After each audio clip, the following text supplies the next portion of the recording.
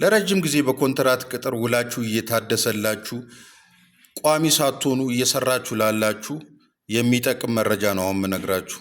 ቋሚ መሆን ፍላጎት አላችሁ፣ ነገር ግን ውላችሁ የኮንትራት ውል ነው፣ ቅጥራችሁ የኮንትራት ቅጥር ነው ወይም የጊዜያዊ ቅጥር ነው እየተባለ የኮንትራት ውሉ ጊዜ ሲያልቅ ውሉን እንደገና እያስፈረሟችሁ የምትቀጥሉ ሰዎች ምን አይነት ውሳኔ በሰበር ሰሚ ችሎት አስገዳጅ ውሳኔ ተወስኗል መሰላችሁ?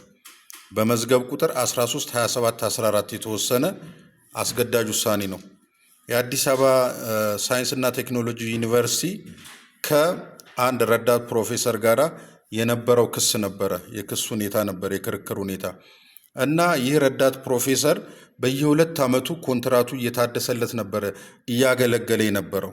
በአጋጣሚ ይህ ሁኔታ ወደ ክርክር ውስጥ ያስገባቸውና በፍርድ ቤት እየተከራከሩ ጉዳያቸው ሰበር ሰሚ ችሎት ይደርሳል። ሰበር ሰሚ ችሎትም መጨረሻ ላይ አከራክሮ የወሰነው ውሳኔ ምን መሰላችሁ? የአመልካች ቅጥር ኮንትራት ቅጥር ሊባል አይችልም፣ ወይም ደግሞ ጊዜያዊ ቅጥር ሊባል አይችልም። በየ2 ዓመቱ እየታደሰለት ቢሆንም ኮንትራት ወይም ጊዜያዊ ቅጥር ሊሆን አይችልም።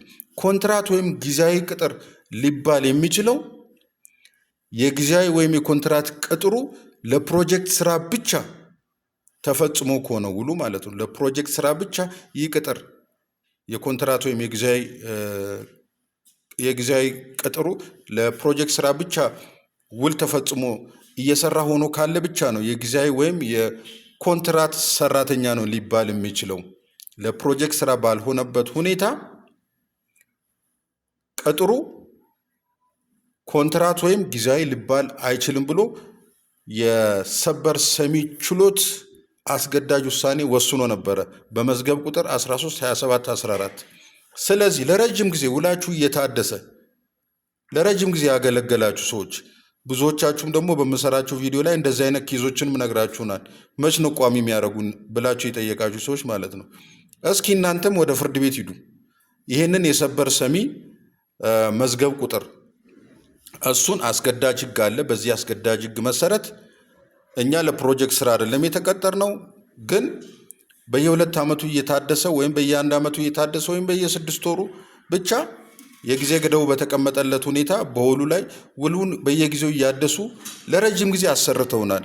ስለዚህ ቋሚ ሰራተኛ መሆን አለብን ወይም እንደ ቋሚ ሰራተኛ መታሰብ አለብን ብላችሁ እስኪ እናንተም ፍርድ ቤት ሂዱ ልላችሁ ፈልጌ ነው። በተረፈ